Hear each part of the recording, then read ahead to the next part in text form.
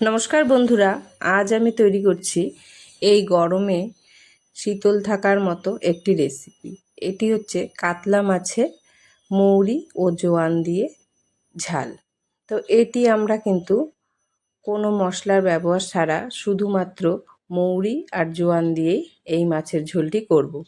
এই গরমে এখনও তো তবু আমাদের অতটা গরম পড়েনি, যখন প্রচণ্ড মাত্রায় গরম পড়বে এই ঝোলটি যদি আপনারা খান আপনাদের কিন্তু শরীরও ঠান্ডা থাকবে এবং খেতেও খুবই ভালো লাগবে। তো চলুন আমরা তৈরি করে ফেলি মৌরি ও জোয়ান দিয়ে কাতলা মাছের ঝোল বলুন বা ঝাল বলুন একটি রেসিপি। আমরা জানি মৌরি শরীরকে ঠান্ডা রাখে এবং আমাদের পেটের অসুবিধা বা গ্যাস হলে কিন্তু আমরা জোয়ান খাই। সেই জোয়ান ও মৌরি দিয়েই আমি এই ঝোলটি করব। তাই গরমে কিন্তু যে কোনো দিন এটি নিশ্চিন্তে খেতে পারেন, যত পরিমাণ গরম পড়ুক না কেন এই জোয়ান মৌরির কাতলা মাছের ঝোল কিন্তু আপনারা নিশ্চিন্তে খেতে পারেন। এটি যে কোনো মাছ দিয়েই করা যেতে পারে। আমরা যেহেতু পরে কোনো মশলা আর ব্যবহার করব না, তাই আমরা কিন্তু মাছটাকে খুব ভালো মতো মাখিয়ে নেব। তো আমি এখানে নুন, হলুদ, কাশ্মীরি লঙ্কার গুঁড়ো, কাঁচা সর্ষের তেল দিয়ে প্রথমে মাছটাকে ভালো করে ম্যারিনেট করে নেব। তারপর আমি এখানে দিয়ে দেব কিছু কুচনো ধনে পাতা ও কস্তুরি মেথি। সব কিছু দিয়ে আমি মাছগুলিকে ভালো করে মেখে নেব।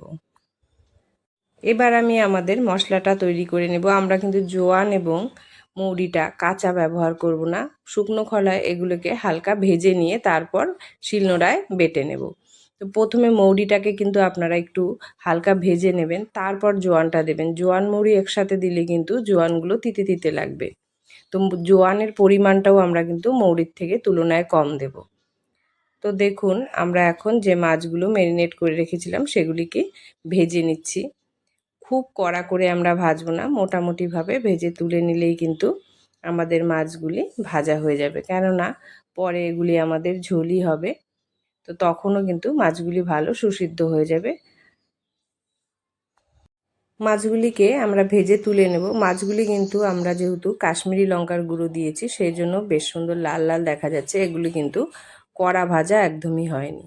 মোটামুটি করেই আমি ভেজে তুলে নিয়ে এবার এই তেলেই দিয়ে দেব আমি কিছু লম্বা লম্বা করে আলু কেটে রেখেছি সেই আলুগুলিকে। এই আলুগুলিকেও আমি খুব সুন্দর করে ভেজে তুলে নেব। আলুগুলিকে বেশ লাল লাল করে ভেজে আমি উঠিয়ে নেব।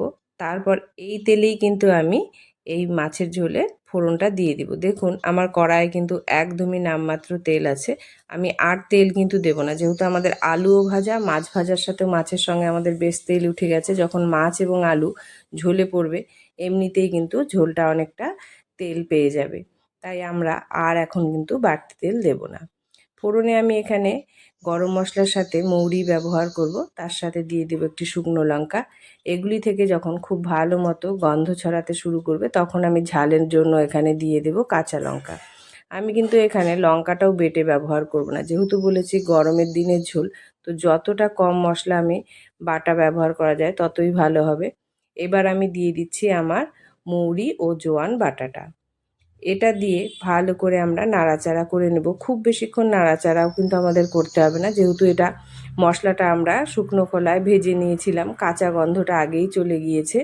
একটু নাড়াচাড়া করেই এতে আমরা দিয়ে দিব নুন এবং হলুদ। নুন হলুদ দিয়ে আবার একটু আমরা এটিকে সুন্দর করে ভাজা ভাজা করে নেব। এবার আমরা যে আলুগুলি ভেজে উঠিয়ে রেখেছিলাম সেই আলুগুলি এবার এই মশলায় দিয়ে দেব। আলুগুলি দিয়ে তারপর আমরা মশলার সঙ্গে আলুগুলিকে কিন্তু বেশ সুন্দর করে কিছুক্ষণ ভাজা ভাজা করে নেব। আলুগুলি যখন মশলার সঙ্গে ভালো মতো ভাজা ভাজা হয়ে যাবে তখন আমরা দিয়ে দেব গরম জল। এখানে কিন্তু আপনারা জলটা গরমই ব্যবহার করবেন। জলটা দিয়ে একটু আমরা নাড়াচাড়া করে নিয়ে এবার কিন্তু আমরা এই ঝোলটাকে ঢেকে কিছুক্ষণের জন্য হতে দেব। তো গ্যাসের ফ্লেমটা আমরা এই টাইমে মিডিয়ামে রেখে একে মিনিট 15 জন্য কষিয়ে হতে দেব। দেখুন আমাদের ঝোলটা কিন্তু এবার ঢাকনা খুলে দেখে নিচ্ছি। দেখুন আমাদের ঝোলটা অনেকটাই কষে গেছে। এবার কিন্তু আমি এতে জল না দিয়ে মাছগুলিকে আগে দেব। জল ঢেলে মাছগুলি দিলে কিন্তু মাছগুলিতে মশলাগুলি ভালো মতো মেশে না। আমি তাই কিন্তু যখন ঝোলটা কষে যায় তখনই মাছগুলি আগে দিয়ে একটু নাড়াচাড়া করে নিই, যাতে মাছগুলিতে মশলাগুলি ভালো মতো ঢুকে যায়। তারপরে আমি উপর থেকে গরম জল ঝোলের মাপ অনুযায়ী দিয়ে দিই। তো এবার আমি দেখুন এখানে মাছগুলি সব দিয়ে দিচ্ছি। মাছগুলি দিয়ে এবার আমি এগুলিকে মশলার সঙ্গে বেশ সুন্দর করে কষিয়ে নেব। মাছগুলিকে আমি এই কষানো মশলার সঙ্গে গ্যাসের ফ্লেমটা একদম কমিয়ে 3 থেকে 4 মিনিট ঢেকে কিন্তু একটু কষিয়ে নেব। যখন দেখব মাছগুলি একটু মশলার সঙ্গে বেশ সুন্দর গা মাখা হয়ে উঠেছে, তখন কিন্তু আমরা ঢাকনাটা খুলে দিয়ে এবার ঝোলের পরিমাণ অনুযায়ী এখানে কিন্তু আমরা জলটা দিয়ে দেব। তো আপনারা যে যেরকম ঝোল পছন্দ করেন সেই টাইপের ঝোলটা এখানে দেবেন। আমি কিন্তু ঝোলটা এখানে একটু পাতলাই করব, যেহেতু আমি জোয়ান ও মৌরি দিয়ে করছি আর গরমকালের জন্য করছি। এই ঝোলটা পাতলা খেতেও কিন্তু খুবই ভালো লাগে।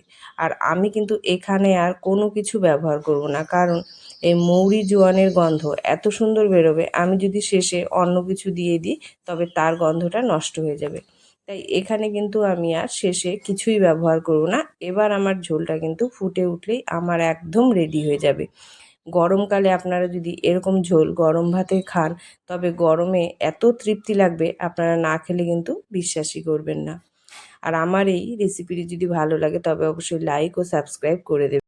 একবার কিন্তু নির্দ্বিধায় এই ঝোল করে খেতেই পারেন ও কমেন্ট করে জানাবেন ঝোলটি আপনাদের কীরকম লাগলো।